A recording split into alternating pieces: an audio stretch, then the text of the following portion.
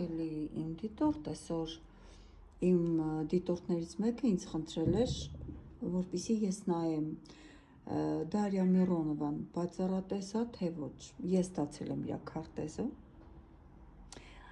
Ուզում եմ ասեմ, որ ձեզ մեծ հիասթափություն է սպասվում։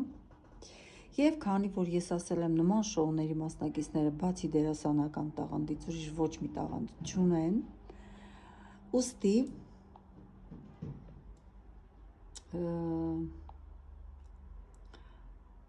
ես չեմ դադարի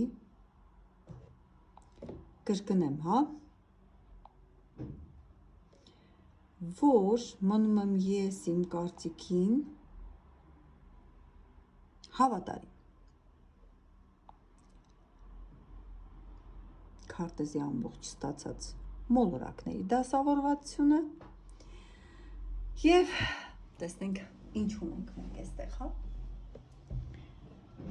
Ուրեմն նախ ասեմ, որ քարտեզը կազմել եմ հենց այսօր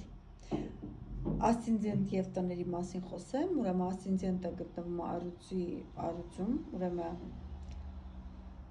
եւ կարմիր սլաքը ձախ կողմի սկզբում, սա ցույց է տալիս, որ իրավիճակը կամ հարցը պահանջում է լրջություն, պատասխանատվություն կամ կապված է կառուցվածքային հարցերի հետ։ Ես ամենայն ազնվությամբ մեծ պատասխանատվությամբ եմ վերաբերվում նմանատիպ բացահայտումներին։ Եվ տների համալրումը 1-ից մինչև 12-ը ցույց է տալիս կյանքի տարբեր ոլորտներ, օրինակ 7-րդ տուն, խեցգետնում պատասխանատու է գործընկերային հարաբերությունների համար։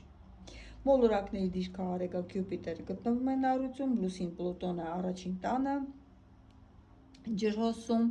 Մերկուրին եւ Մարսը երկվորյակներում, 6-րդ տանը, Սատուրնն ու Նեպտունը Խոյում, 3-րդ տանը եւ Վեներան Կույսում 8-րդ տանը։ Այստեղ ասպեկտների կապույտ գծերը տրին եւ սեքստիլ դրական հարմարավետ էներգիաների հոսքեր են,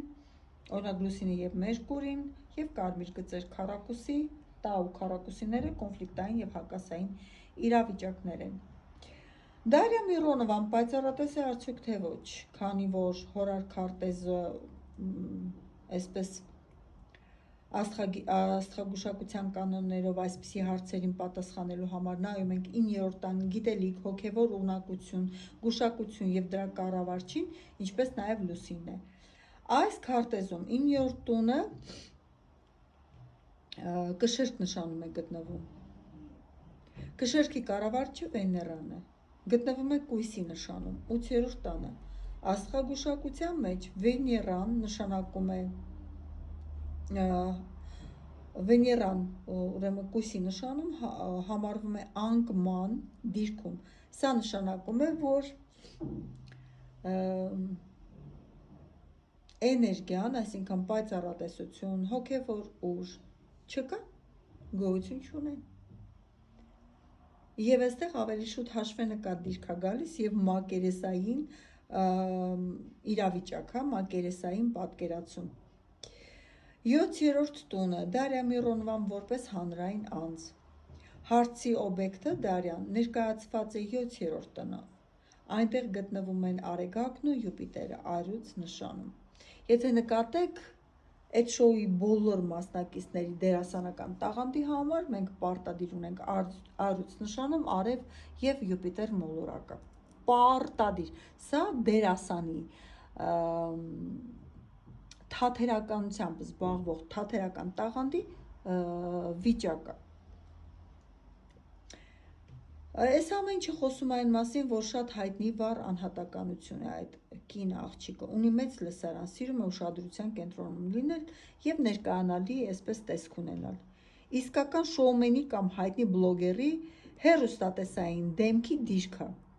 բայց սա թատերականության եւ հանրային իմիջի մասին է, ոչ թե իրական միստիկ դիրքի։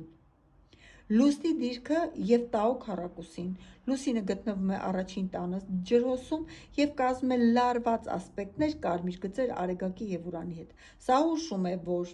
հարցի շուրջ կա պատրանք, շփոթմունք կամ իրականության սուր բախում։ Ուրանի լարվածությունը կարող է տալ հանկարծակի բացահայտումներ, որոնք ցույց կտան, որ ամեն ինչ այնպես չէ, ինչպես թվում է։ Ուշ թե շուտ այս շոուին մասնակցողների դեմքը այսպես դիմակը տրաքելու է, պայթելու է եւ կլինեն իմ նման մարդիկ, որոնց հետաքրքիր կլինի ուսումնասիրել այս դերասաններին, որ ներկայացնի հանրությանը, որ իրենք ոչ մի բան են, իրենք ուղղակի փող են աշխատում, այսքան բան, իրանց նպատակը, իրանց դերասանական տաղանդով գումար ձեռք բերել, իրենք կինոներում չեն խաղում, բայց իրենց խաղացածն էլ է կինո։ Քարտեզը հուշում է, որ տվյալ անձնավորությունը ավելի շատ վառ իմիջով հայտնի PR անող շոուին մասնակցող անձ է, քան իրական խորը հոգևոր պայծառատեսության դիրք ունեցող անհատականություն։ 8-րդ տան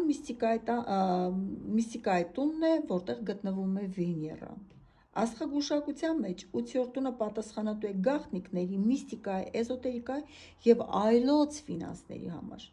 Դիրքը այստեղ գտնվում է Վեներան կույս նշանում, ինչպես նշեցի, ուրեմն կույսում Վեներան թույլ է, գտնվում է իր անկման մեջ։ Ինչ է սա ուզում մեզ ասի, միստիկայի տանը գտնվող կույս Վեներան ցույց է տալիս, որ տվյալ անձի մոտ չկա բնական հոգևոր կամ ներդրված կախարդական ուժ, փոխարենը կա շատ սառը, վերլուծական, մաթեմատիկական, տրամաբանական մոտեցում։ Նա կարող է հիանալի կերպով կարդալ մարդկանց հոգեբանությունը, նկատել մանրուքները, սա կույսի հատկանիշն է, եւ հաշվարկել իրավիճակները։ Ֆինանսական կողմը 8-րդ տունը նաև այլ մարդկանց փողերն են։ Վեներան այստեղ հուշում է, որ այս ամբողջ գործողությունը նրա համար առաջին հերթին եկամտի աղբյուր է եւ բիզնես։ 6-րդ տան Մերկուրի Մարս ինֆորմացիա է փոխանցում։ 6-րդ տունը պատասխանատու է ամենօրյա աշխատանքի, հմտությունների, գործիքների համար, իսկ Մերկուրին ինֆորմացիա է, խոսքի եւ մտքի մոլորակն է։ Մերկուրին եւ Մարսը միասին գտնվում են երկօրյակներում։ Մերկուրին երկօրյակների տիրակալն է, ուստի այս դիրքը նրա մոտ ավելի շուտ չափազանց ուժեղ է։ Սա նշանակում է, որ Դարյան ունի ֆենոմենալ զարգացած խոսքի շնորհ, արագ կողմնորոշվող միտք եւ հաղորդակցվելու բարձր տաղանդ։ Ինչպես է այս ամենը աշխատում, երբ մարդը խոսում է այդքան վստահ, արագ եւ տրամաբանական Մերկուրին երկօրյակներում, դիմացինին թվում է, թե նա տեսնում է իր ներսը կամ ունի գերբնական ուժեր, իրականում դա բարձրակարգ ինտելեկտի, հոգեբանական հնարքների եւ ինֆորմացիայի հետ ճիշտ աշխատելու արդյունքն է։ Վերջնական ամփոփում քարտեզը պատասխանում է, որ Դարիա Միրոնովան դասական իմաստով պայծառատես չէ, նա հիանալի հոգեբան է, ստրատեգ, վերլուծաբան եւ տաղանդավոր հեռետոր։ Ինչպես է նա անում ապագայի կանխատեսումներ, հոգեբանական հատուկ տեխնիկաներ եւ տեղեկատվական հնարքներ, որոնք կողքից այսպես նայողին թվում է, թե գերբնական ուժի հետ է կապված։ Քարտեզում ենք տեսանք, Մերկուրին երկօրյակներում։ Սառը ընթերցում, սա հոգեբանական ամենատարածված հնարքն է մարդու արտաքինից, հագուստից, դեմքից, շարժումներից, ձայն տեմբրից, ուրեմն տրվող հարցերի տված ակնթարթային արձագանքից, օրինակ աչքերի շարժումից, նրանք հասկանում են, թե ինչ խնդիր ունի դիմացինը, նրանք սկսում են խոսել ընդհանուր ֆրազաներով եւ երբեմն տեսնում են, որ մարդը գլխով է անում կամ հուզվում է, շարունակում են զարգացնել հենց այդ թեման, այսինքն կծիկի թելը բռնում են ու այսպես քահանդելով գնում են։ Բարնումի էֆեկտը, բազմիմաստ կանխատեսումներ։ Իմ միջալոց հայկական TikTok-ում էլ կա այդ տեսակը։ Եվ նրանք անում են ապագայի այնպիսի կանխատեսումներ, որոնք հնչում են շատ տպավորիչ, բայց իրականում կարող են վերաբերել ցանկացած մարդու։ Օրինակ, ձեր կյանքում շուտով մեծ փոփոխություն կլինի, կամ մի մարդ, ում վստահում եք, կհուսահատեսնի, ում կյանքում նման դեպքեր չկան։ Որ մեկի հետ նման դեպք կարա չկատարվի։ Թե մի քանի ամիս հետո գլոբալ փոփոխություն է լինում, ինչ որ մեկից մարդը հիասթափվում է եւ ահա կանխատեսումը ճիշտ էր։ Հանրային գլոբալ թեմաներ։ Մատրիցը։ Իրենք շատ լավ գիտեն, ինչ թեմաներ են հուզում սովորական մարդկանց։ Սկսում են խոսել այդ թեմաների մասին, բայց մինչև խոսելը իրենք լավ տեղեկացված են այդ թեմաներով զբաղվող մարմիններից տված լուրերից եւ շատ լավ գիտեն, որ քանի տարին մեկ կամ տվյալ մոլորակի ազդեցության տակ կամ տվյալ դարաշրջանում ինչպիսի երևույթներ կարող են տեղի ունենալ, այսինքն ոչ թե ուսումնասիրում են կամ ունեն հատուկ տաղանդ, այլ ունեն տեղեկություն այդ մասին։ Պահում են իրենց բացարձակ ինքնավստահ։ Անում են 100 նույնատիպ կանխատեսում, այսինքն նույն հարցի համար 100 կանխատեսում։ Սա բոլորս տեսնում ենք, հա, որ փայտ է, կախարդական փայտիկ, որի վրա Մերկուրիի նշանն է։ Քարը բոլորս գիտենք, բյուրեղ, լեռնային բյուրեղ։ 100 տարբեր կանխատեսումներ այս փայտիկի համար իրանք անում են։ Եվ ոնց էլ չէ, այդ 100-ից 5-ը կհամապատասխանի այս փայտիկին։ 5-ը դառնում է իրական, իսկ 95-ը մոռացվում է հանրության եւ իրենց կողմից։ Դուք նայեք ինչ ցածր ցուցանիշի մասին է խոսքը։ Չի կարելի մեկ հարցի շուրջ անել բազմաթիվ կանխատեսումներ։ Ուղղակի չի կարելի, եւ ասում եմ, մեզ մոտ էլ կա նման կերպար։ Մի հարց բացահայտելուց ինքը 15 կանխատեսում է անում։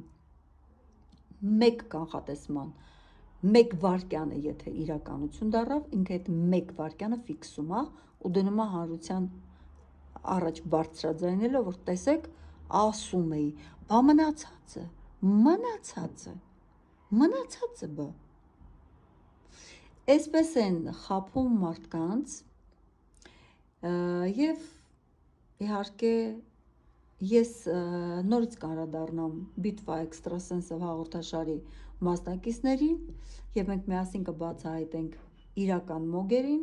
իրական էքստրասենսներին եւ խաբեբաներին։ Իդեպ ասեմ, որ ես հույսս կորցրել եմ, որ այդ հաղորդման շրջանակներում ես կարող եմ գտնել իսկական տաղանդավոր մեկին, բայց փորձեմ, գուցե միտեղ մենք ուրախանանք, որ չէ, այս մեկը իրական տաղանդ էր, ի ծնե ուներ պայծառատեսություն կամ էքստրասենսորիկա։ Իսկ դուք հետևողական եղեք իմ էջին, ես կխոսեմ նաև իսկական մոգերի քարտեզների մասին, ինչպես որ երեք խոսեցի Ալիստեր Քրոլի քարտեզի մասին։